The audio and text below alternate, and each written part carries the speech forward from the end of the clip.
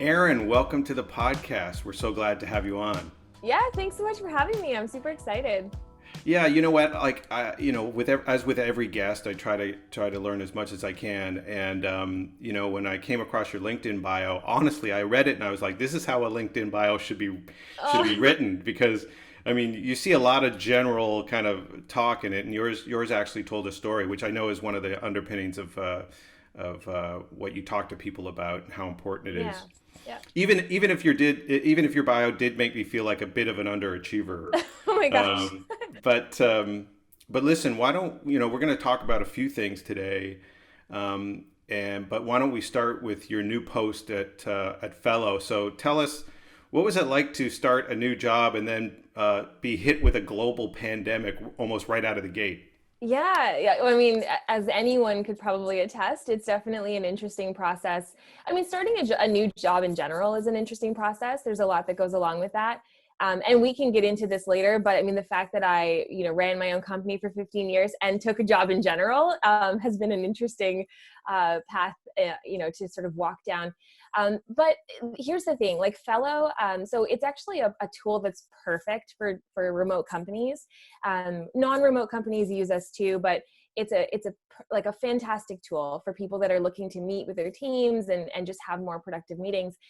So it was actually both like a blessing and I actually wouldn't say it was a curse. Like I was going to say it's a blessing and a curse, but it actually wasn't. It was a blessing to start with a company that was so perfectly positioned for something like this without even realizing it. So I had probably I want to say I had about a month in the office before the pandemic hit, and but because I had worked from home for 15 years, like this was old hat for me. Like I got back into my home office, and I was like, this feels really similar. So I would say it has its challenges, especially in terms of like building relationships with team and things like that.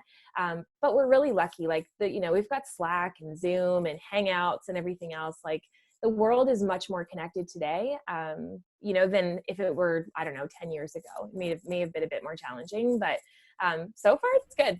I'm having fun.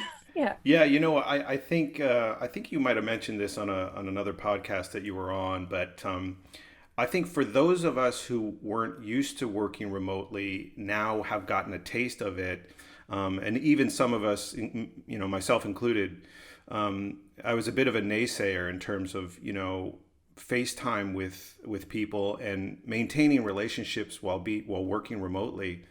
And here we are into our whatever this is, 9 weeks of being inside our homes and working, and clearly it works. You can get work done, and in many cases it's optimal. But as you said in your podcast, there's a difference between being someone who works remotely when things are all back to normal or whatever the new normal will be. So tell us about that. I mean, I think many of us are like, we envision that, oh, we're going to drag some of this stuff that we're experiencing now and we're going to utilize it as best as possible in the new normal when that arises. But tell us how you see it, because you're used to doing all this stuff. Yeah, I mean, so for me, I've been pretty fortunate. So I do have a daughter who's home with me right now. She's 9, so she's at that perfect age where she's independent enough to get through the day, but also not she's not so far into her studies, for example, where it's really going to be detrimental. So I definitely have that added challenge right now with her being here. I would say that that definitely makes it different. It makes it a lot different than when I was dropping her off at school and then coming back home and having the full house to myself and being able to work and be productive. But that said, like it didn't actually take me very long to sort of fall into new patterns. Is she having a bit more screen time than I would like? Probably. Is she getting a little less a dedicated school time? Absolutely. But at the same time, like I don't know, it's just, I think you have to go into these situations and adapt. The way that I see it going moving forward, and I know even for many companies, everyone's talking about like whether or not we even go back to offices, like if Hmm. they're even required for a lot of companies. And I think for me, like I would love to stay having some sort of a blended working experience where like I spend some of the time in the office, but I also get to spend a lot more time here. hopefully my daughter's back to school at some point so I can drop her off, come back home and work. But for me, this is, it's not only easy, but it's actually in many cases welcome. I love deep work. I love focus and flow. I love being able to just put my head down and do those things. And in an office, it's a lot harder to do that. Like you're constantly like being tapped on the shoulder and things like that. So I think you'll see companies, maybe go to a blended approach. Maybe they'll realize that, they don't need their team in the office every day. Maybe it's just some days. But for me personally, like I'm really liking it. Yeah. Not just I miss my coworkers, but I really like working from home. I think just a side note quickly on this subject is that I think people who aren't used to it, or who watch it, and might be skeptical, have some kind of preconceived notions about working from home. What I've realized is like, you have to be available. Like you can't just like take off for a couple of hours and go dark, or else it's just not going to work. And it just made me think that as long as you are committed to working this way, that it actually works well. I know there's that, and I forget what the author is, but it was for the master classes online, and she says, the greatest enemy in writing anyway is not your ability, it's interruption. And you make a good point. Like I find things to be quite a lot more productive, because if you can just kind of focus on one thing, you take something that if you're interrupted constantly is going to take much longer. So I, for one, I welcome it. So I think it's going to be great. Good. You can join the bandwagon too. Yeah, I'm going to tell everybody to do this. Cool, I'll just promote it. Yeah, that's right. I think there's a lot of people who think focus is probably the most important thing when it comes to making something successful. But when I look at your resume and I look at what you're doing, I see a lot of different things. Do you think that's just a personality thing, or is there something to be said for being hyper-focused on a single thing to make it a success? Yeah, that's a great question, and it's something that I've explored, I would say, my whole career. I've always been a very multi-passionate person. I've always loved many things at once. For example, 10 years ago, you would have found me running a company. I had my own YouTube channel that was more like lifestyle focused. I had a gaming YouTube channel, because many people don't realize that I'm also like a huge, video gamer. And so I think it's exciting, and it's inspiring, and keeps you feeling creative and motivated when you do have multiple passions. It can be, though, a little chaotic at times to do that. And I think what I've learned over the years, because I wasn't always great at this, I think what I've learned is that it's really great if you can find that niche, double down, and stay hyper-focused. You'll likely go farther, faster, and you'll likely be able to go deeper into that. Meaning, like if I was to focus on, let's say, starting a company and servicing just one type of client, that's going to make it a lot easier for me to find those people and service them, and create products and offerings and whatever that suit them.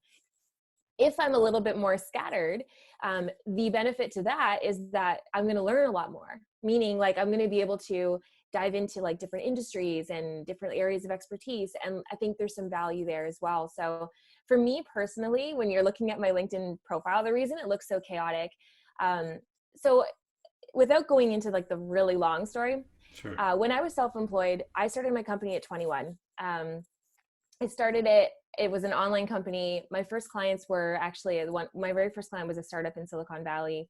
I started working with him, and then it sort of led to all these referrals, and I was sort of bouncing around, and I spent 14 years working with a wide range of clients, people that are, like, I'm talking like an MLB player, a guy on the show Dexter. Like, my clients were random and all over the place. And I learned a lot. Like, that was very beneficial.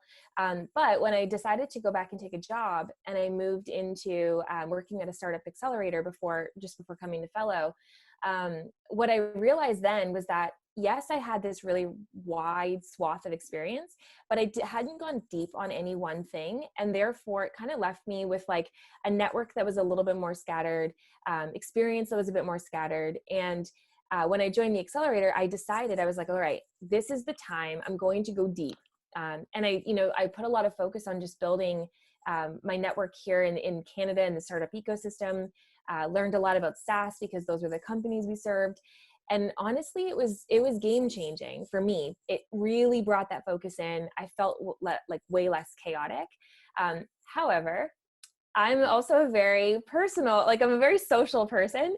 And so what I also did was start saying yes to everything that people would ask me to do. So, but still related. So I kind of kept it in buckets. Like I was like, if it's marketing, startup, or helping like students, the next generation, if it's in those three buckets, I will say yes.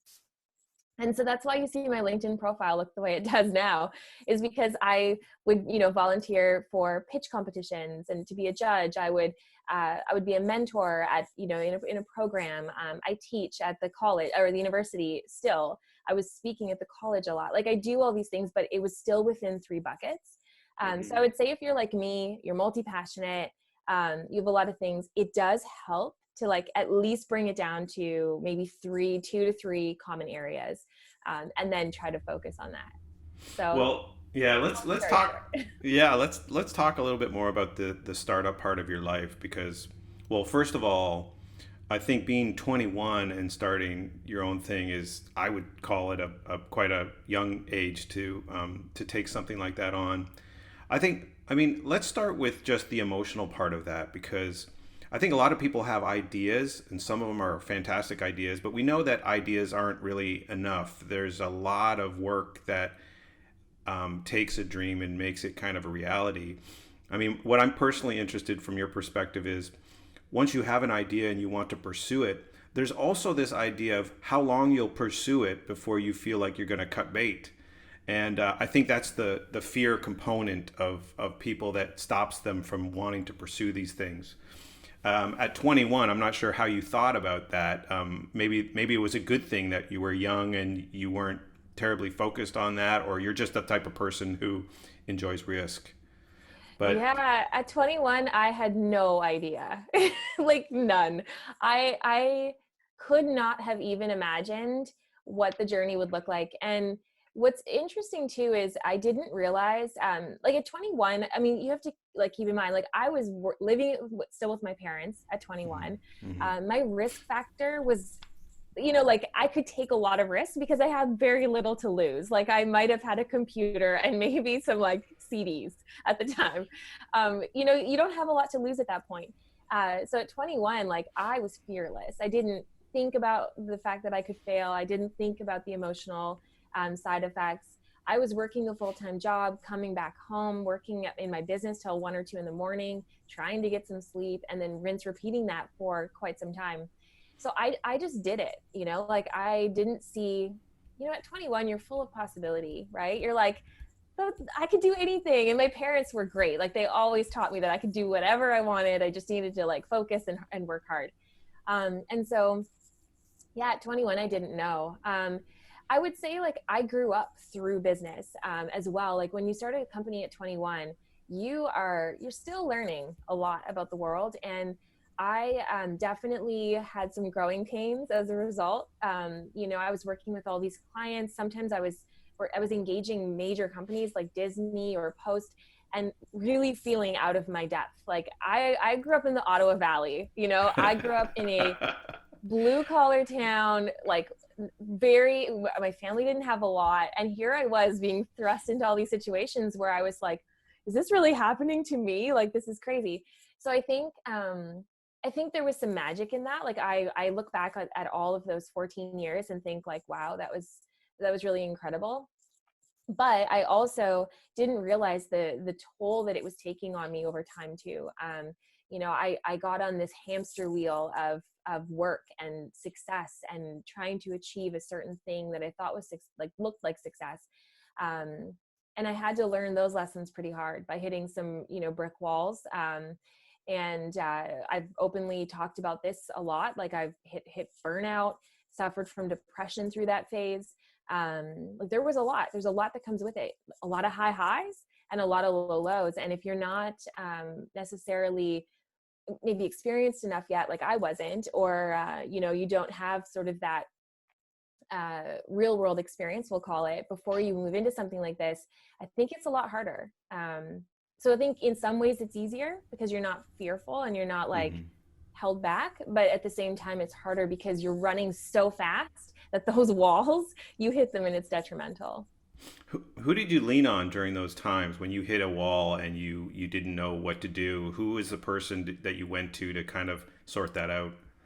Yeah, I had many. Like I had a few, I had many people for different reasons. Like I had other entrepreneur friends who, had been in the trenches, who understood it. I would say those conversations were probably the most helpful from a, understanding the business side. The challenge with business is that people don't talk about the hard stuff enough. Like we're getting better. I would say like I went through my major period of burnout, probably like I want to say it was maybe 2015, 2016, maybe somewhere in that time frame. I'm really bad with dates.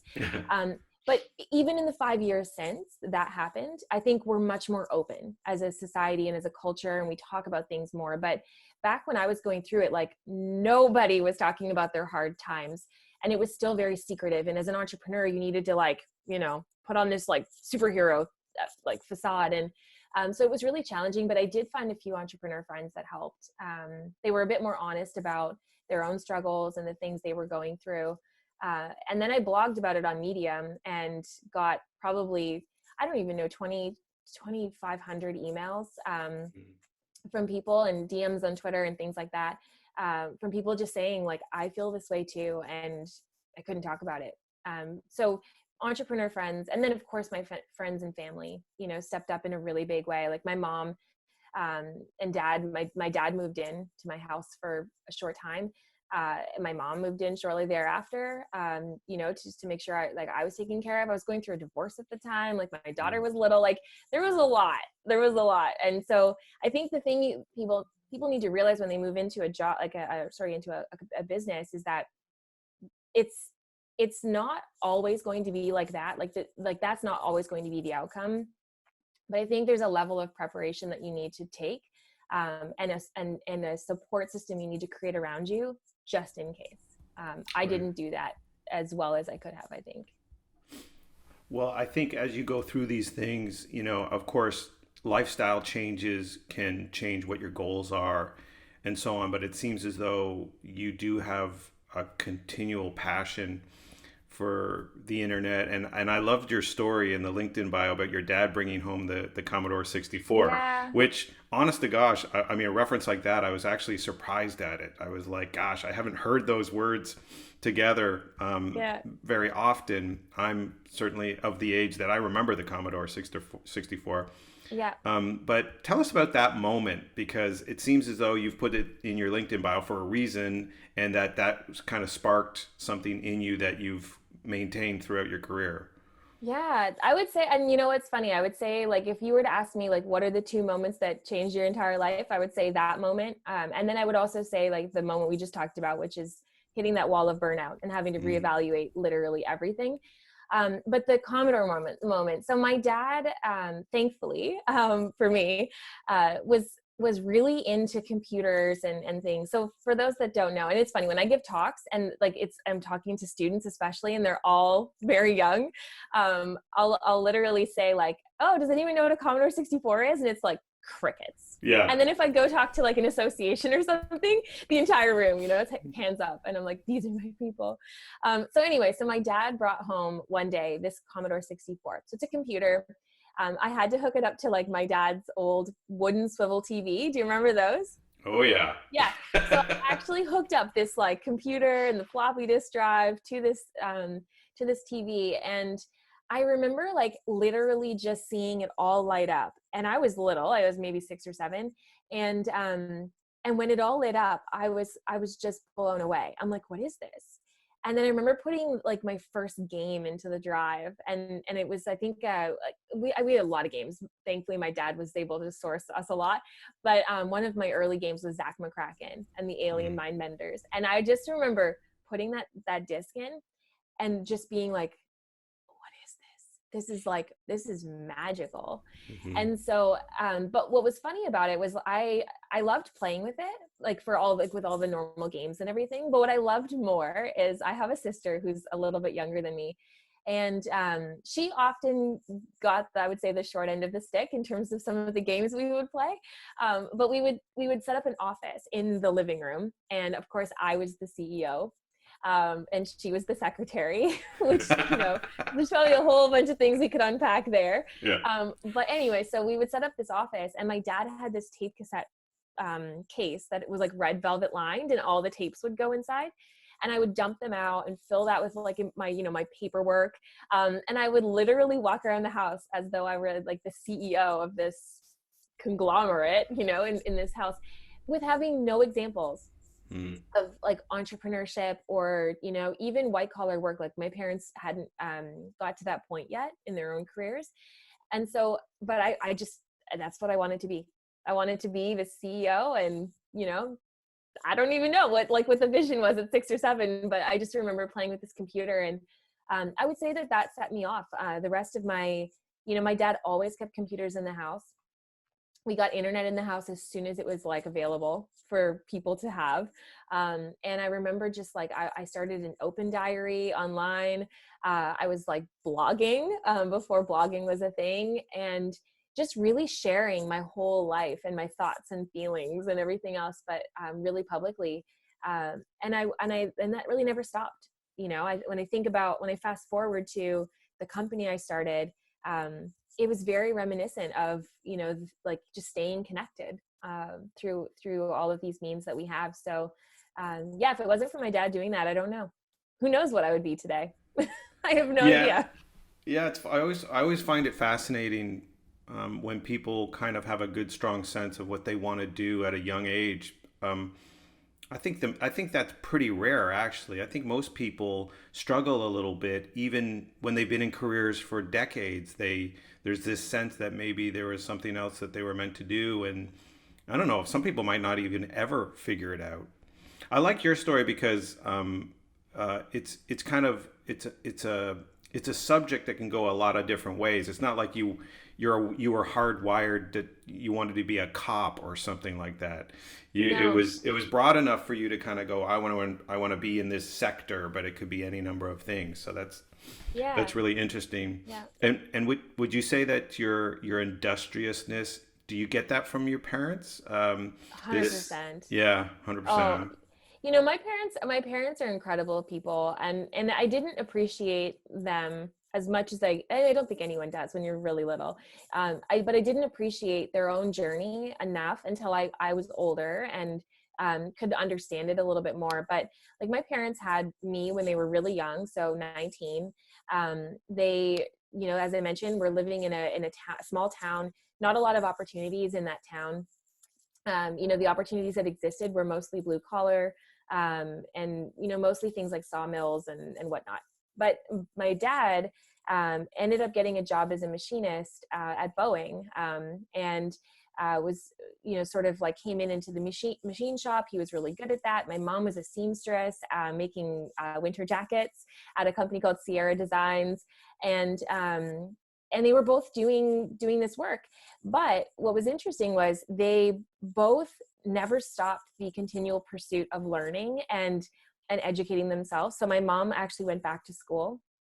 I think I want to say she was maybe late 20s, early 30s, because obviously I was old enough to remember this. And she went back and she got, I think she studied accounting and business administration or whatever. But anyway, the college that she went to ended up hiring her, and she got a really great job there, and then started her own career catapult. And now she's a manager at the Canadian Nuclear Laboratories, and she's got she worked for the Senators for a while. So she just ended up having this career trajectory that I think not a lot of people would end up necessarily pursuing, especially with young children, and having them so young. And my dad was the same. So my dad got all these like certifications and went back to school himself. Ended up working at Lee Valley Tools as a VP. And then now he's at the Canadian Nuclear Laboratory as well. And and makes sure that our reactor doesn't, stop working, or do whatever it's not supposed to do. That this is the area where obviously it's not my area of expertise, but I've watched both of them, pursue this, like just pursue more for themselves. And I think if I just had to boil it down, it doesn't matter if it's like education or climbing a corporate ladder or whatever it is, just the fact that they never stopped trying to make themselves better, I think was probably the most inspiring thing I could have had. And the belief they had in my sister and I, and they still have it. They are so proud all the time of even the smallest things. And I think that's really important. And I try to do that with my daughter too. Like I try to think forward in terms of like, what sort of role model do I want to be for her? And how can I infuse in her that same belief? So I think, they were instrumental in getting me to where I am today. And I think if I didn't have that experience with them, I don't know that I'd be as greatly impacted. Well, I was just gonna say, the last thing I'll say is growing up poor as well, I think had a lot to do with it. I had to work hard, for everything I wanted.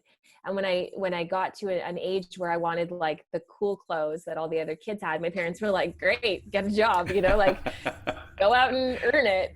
And so I think that plays an important role. And it also makes it today that I don't take anything for granted, like nothing, like everything I have in my life, everything that I strive for, I never take it for granted because I know what it feels like and looks like to live without it. So I think that plays a role as well. what was your experience with Harvard? Oh yeah. So okay. So in full, like, LinkedIn doesn't do this well, but in full disclosure, like I didn't do a full like degree with Harvard or anything. I've been taking certification courses. Mhm. So I do them online, and it's actually like great. It's an interesting learning environment. And what's interesting about this latest one was that I actually signed up for it before the pandemic started. And I was like, oh, this will be great. I'll take a course. And then the pandemic hit, and all of a sudden I had full-time parenting, homeschooling, job, and Harvard. And I just finished. Last week was my last week. So yeah, it was exciting. It was a really great course. It was leadership principles. So right in line with what we do at Fellow as well. Yeah, I mean, I was as a father of three, I think about colleges and the cost of them, and I think you can really see that the educational institutions are really pivoting right now, and this idea of online schooling and stuff like that is really I have to imagine that that's something that's going to manifest as we move forward for obvious reasons. It seems like it's a real game changer. Yeah, Yeah. I hope so. And I hope it also levels the playing field in terms of the cost and Yeah. accessibility for education, because I think that prohibits a lot of people from getting the education that they want. And I think if we can do that, like, I mean, had Harvard not had online courses, there's no way I would have ever been able to get a certification from Harvard. Like, I just wouldn't have been able to do that, for many reasons, logistically and otherwise. So I think, the world is definitely becoming a bit more or a lot more accessible. And I think, and I'm honestly so glad that education is going that way. I would just like it not to be for elementary school. Yeah, I hear you there. Yeah, yeah. We've got a 9-year-old here too, and it's definitely a hands-on thing. My other boys are older, so they can kind of do their own thing. Yes. But yeah, I hear you there. I got the T-shirt. Yeah. Um, so let's move into your coaching in terms of personal brands and stuff like that. And I don't think we can talk about it without acknowledging the COVID-19 situation that we're in. How are you? What is your advice for these either personal brands or brands in general that are bridging this gap here that we find ourselves in, where it might not be the precise time to be selling hard, and yet you want to stay visible with them because these are the customers that will be, hopefully you'll be engaging when we open up as this rollout happens. Yeah. So tell us a little bit about what you're doing there and how you're guiding people and brands in that regard. Yeah, for sure. So you're right. Like this is not a time to go, for the hard sell. It's not the time to, really double down on your numbers. I know a lot of companies are, like I'm on this call every week with them, a group of CMOs, and all of the CMOs I would say have all had to pivot a lot of their metrics. So they're not looking at their KPIs the same way, and a lot of that's changed. And I think for anyone that's sort of in a similar situation, this is a perfect time to sort of think about the foundational elements of your business, your brand, et cetera. So there's things that you can do now that will reap rewards later. So things like, spending some time now developing content, writing blog posts, putting together white papers, doing a YouTube channel, like whatever that looks like. We just launched a podcast yesterday as well at Fellow, which is super exciting. And we did this at a time when we weren't sure if this was the best time to launch a podcast. But at the same time, it's also a great opportunity to get, in touch with some guests that are otherwise just really busy, right? So like if I ask people to do things now, it's a lot easier in some ways, more difficult in others. But I think it's, there's a lot more accessibility. And so if you can be doing these things to build sort of that foundation and build the brand and sort of seed some of these things that take a long time, like SEO and, getting your content indexed or whatever, if you can do that now, when you're ready to sort of ramp back up with sales and things, you'll have people that are there and you've built sort of a community around what you're doing. The other thing that we're doing is we're doing a lot of things that are very value driven and free, but that also help us to build our community and build our lists as well, so that when we are ready to sell, we can. Now, as I mentioned, like with Fellows specifically, it is a tool that's perfect for remote teams. So we're not really seeing necessarily a dip, and we're actually able to continue to grow in this time, which again, we feel extremely fortunate to be able to do. But we're also still thinking about all the other things that we can be doing: podcast, content, the YouTube channel, etc. So I think, yeah, if you're sitting here kind of wondering what to do, focus on some of the basics. Take the time now to optimize your website, optimize your funnel. There's probably things that you don't even have in place around automation. Like you can do all of this now while we're in a bit more of a quiet time, and do anything you can to provide as much value to people. Like they need it right now. People need support and they need guidance and they need help. And attention's never been greater, right? Like everyone's on these things more than we want to admit right now, but it's just the way it is. So I think, yeah, adjust your KPIs, focus on the foundation, really start focusing on some of those thought leadership pieces, and by the time we come out of this, you'll be that much further ahead. Yeah, I think as it relates to building content and creating your own content, I feel like a few years ago, even there was this idea by brands that they wondered about the return on investment, and they really wondered about the value of it now. It seems as though there's been a fundamental shift of late, anyway, that this is not an option anymore. That if you're not actively doing it, you're missing out on a huge opportunity, and even worse, you become even more invisible.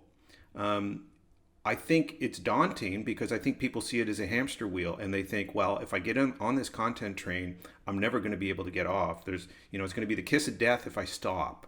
But there still seems to be this little bit of a barrier now. Have you experienced the same thing? Yeah, absolutely. I think people are still really hesitant to put any amount of time and effort into it. What's interesting though is if I think about like this, I'll go back to the CMO call that I'm on, because obviously these are marketing folks in all of the companies you can imagine that are online doing well, like Gong, Drift, etc. They're all on this call. And what's been interesting is listening to them talk about it. They're feeling the same thing, but they're also looking at their overall marketing budgets, and they're diverting a lot of the funds that they would have spent on things like in-person events or conferences. And they're actually taking that budget and putting it into things like content. So I think the way that, if you still have a barrier to thinking, how am I going to get this started, or how am I not going to fall off the hamster wheel? I think you just have to understand that it's the most long-term game you have with the most amount of benefits, because the content that you produce today will pay off in spades forever. It literally will. It'll be on Google forever. It'll be indexed. And the nice thing is that even if you get to a point where all of a sudden you do feel like you have to stop, you can take all of your old content and start to repurpose it. Right. So, you know, you can take podcast episodes, get them transcribed, turn the transcripts into an ebook. You could gather up 6 of your most related blog posts, turn that into a guide that people could download, start speaking any of your blog posts and turn that into an audio podcast.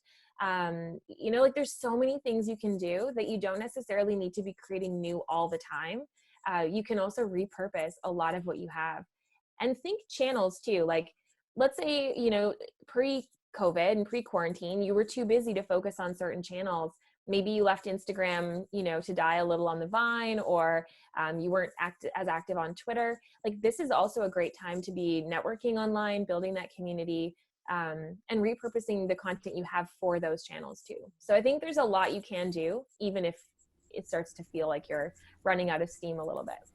I think maybe the other side of that conversation is if we can all agree that saying nothing is not a good idea, what's too far on saying too much? Because I do sense that sometimes, even some of the people and brands that I follow, I do sometimes get this bit of fatigue that happens when I feel like it's too frequent.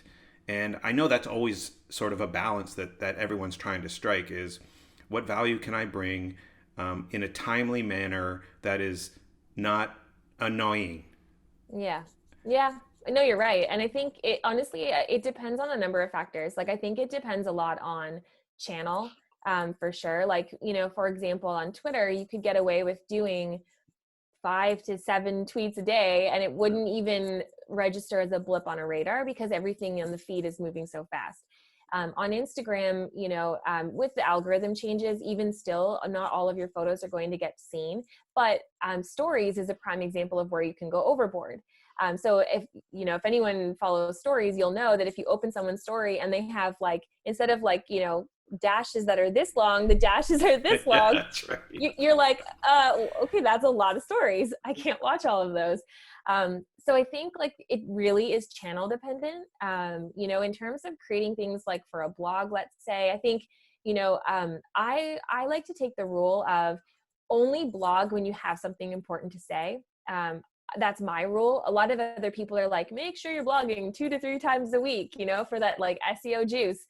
I think as a business, it's a good idea to, like, maybe get into that cadence. But for a personal brand, I only blog if I have something really cool or really interesting or really helpful to share. That's it. I don't force it. I don't push it.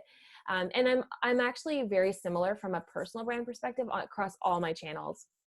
Like, I'm not scripted. I'm not forced on any of them. And I tweet when I have something to say. I Instagram when something cool is happening. And lately I've been TikToking when I have something funny that goes on in my life. But from business, I think, know your channel, know what feels right. And as soon as you feel people disengaging or unfollowing or whatever, you probably know you've gone too far. So maybe just reel it back a little and try a different cadence. But I think there's been a big pushback on this idea that people don't read. I think there's still some people who believe that, oh gosh, you know, people don't read anymore. It's too much, too time consuming for them, or it's not as engaging as video content.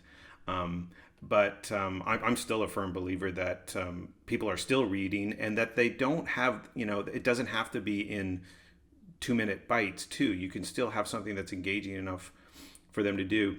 Again, I'll go back to the balance of this. Do you think that brands that don't invest in a solid blog where you're actually writing the content are missing out? Is it, I guess we'll go back to, if we look at traditional media, we're always looking for a mix. No different with digital media or content either. So would you say that you are, like, adding a written blog like once a month? I know that you're saying that you want something to say, but on average, would you say that it's less than the other content you're putting out? yeah, so I guess I'll split these into two. So I've got my own personal brand website. I don't put as much focus into that anymore. So what I'll usually do is if I'm on a podcast or, something gets shared, I'll create a blog post around that and to share, the episode that I was a part of or whatever. So I'm a little less intentional on my personal brand blog these days. And then in that case, like I'm only ever blogging if I have something to share on my personal brand. For Fellow, if I look at that as a business brand, we purposely try to develop at least, I would say we're on average about 3 blog posts per week is where we land. And that's just because it's a cadence that we figured out makes sense for us. Each of the blog posts are slightly different in terms of their focus and who it's really, sort of intended for. We try to hit that goal all the time. And the reason is because if we're not doing long form content like that, we're missing out on like the SEO benefits of that. Every single time we post an article, and within the article are keywords that people will be searching for. If we don't have that, our website's not going to grow. Our page views won't grow, and as a SaaS company, we need a lot of traffic coming to the site in order to actually obviously get users. And so for us, it's has to be there. Like we need to do it. But at the same time, so you'll see us do like 2 to 3, sometimes even 4 blog posts per week on the business brand. And then across our other channels, like on YouTube, for example, we'll do one video a week versus multiple. And we're creating content often for, all of our social platforms as well. That's more short form. And we usually repurpose a lot of our blog posts for that. And then we also do things like we write white papers. So we've got 2 ebooks that we have focused on managers and individual contributors. And those are great because like if someone really wants to dive in further, like they can and really learn, go deep on that subject. But the blog posts are honestly, like if I look at, our stats, our blog posts are long form, like they're very long. If you're reading them, you're going to learn something because we've done a lot of research. We put a lot of time into that piece of writing, and people read them. Like people, like our blog posts are, I would say, our most consumed content. And so if you're not doing it as a brand, what you're not doing is you're not establishing your own thought leadership in that area. You're not providing that expertise. But more importantly, you're not providing the value that your customers are coming to you for, even if it's the value that isn't super specific. Like for example, obviously, like we would love people to try Fellow, the tool, and try it with their meetings. And that's the goal. But ultimately, we also want to just help leaders and managers become better leaders and managers. And so we do that through our content and our blog. So I think if you're a business brand and you're not doing it, you're missing out on SEO benefits, you're missing out on thought leadership, you're missing out on providing enormous amounts of value to your user base, and like all of those things. So I'm a huge believer in it. Like I think it's, and it persists really long term. It's not the flash in the pan today. It will persist, especially if you write evergreen content. Amazing. I got a couple more questions for you that I want to get in before our time is up. You did a TED Talk, and I think first of all, I think everybody agrees that it's an amazing platform, and we see the final product. But give us a little behind the scenes of what it's like to speak at TED and what's involved, because I know I'm fascinated by it. Yeah. So I was really fortunate to be able to speak at a TEDx youth event, which again, if you go back to the early part of our conversation, speaking to like the next generation is really exciting for me. So when the opportunity came up, I was super excited, as you can imagine, and also terrified because the brand TEDx is definitely, and TED is a really prestigious brand, and so. Behind the scenes, there's a lot that goes on. So when you first decide that, okay, yes, I'm going to do this, and I was very fortunate. Some TEDx events, you have to apply to be a speaker. This particular one reached out to me. So in one way, it was nice because it was sort of thrust upon me. I didn't have to think about it and panic and audition and whatever. And on the same time, I wasn't ready, right? Like it sort of just popped up. And so what I did for me is I spent a lot of time working with a few mentors that I have in my circle to come up with a really compelling topic. For me, because I had always followed this really non-traditional path through life, and made decisions that often fall outside of like societal norms. Because of that, like I was like, I want that to be my TEDx topic. And really this idea of following an uncharted path. And so I landed on this subject, and then I worked with mentors to figure out, how, like, what needs to be in that story. You only have 15 minutes or 15. Yeah, I think it's 15 minutes. You only have 15 minutes. So you have to really drive home, the whole thing you want to share, and you need to make it really valuable for the audience. Because it's really not about you, realistically, when you're when you're speaking. And so I worked really, quite a bit with them to hone in that message. And then I built my own slides. Like I wanted to really be intimately familiar.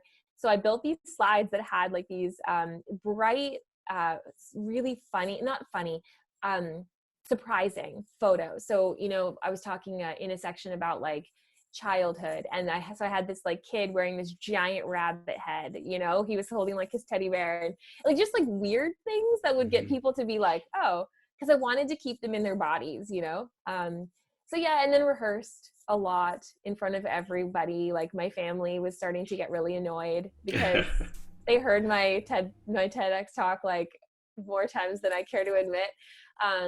I would do things like this. Like I would jump on with video and talk it through. I would record myself, watch it back, make changes, edit, all the way up to the day. And then you show up and it's, you have a rehearsal and you go through that, and then they fill the audience, like they fill the theater with people, and then you have to get on stage on the red carpet and deliver it. And so what's interesting though, is it's actually kind of sad. So my TEDx event, because it was a TEDx youth event, it's run by youth. Like that's why they have TEDx youth events. And so this particular chapter, the whole thing was student run. And it turns out that the videos, something happened in production, and I don't have a video of it. Oh. And it never went and therefore, because there was no videos, it's like not on TEDx website. And so I'm like, now I need to do it again because like I need the video. But I still loved the experience, and I felt really bad for the students because they had all of the speakers, right, that never got their videos afterward. And so I'm sure they got some probably angry emails. But, I looked at it as like, still the experience was still all worth it, video or not. Amazing. Yeah. Well, listen, I'm going to wrap it up there. It's been great talking to you. I've found like an amazing amount of insight that you've provided today. So I want to thank you for coming on and doing that. And I wish you luck. And hopefully TED does call you back, and we can get some more of this on that amazing platform for sure. I will say yes if they call. So yeah. Okay, Erin. Well, thanks a lot. Really appreciate it. Thank you. This has been great. This episode has been brought to you by the National Advertising Challenge, North America's only brief-based challenge that sends winners to Cannes, France.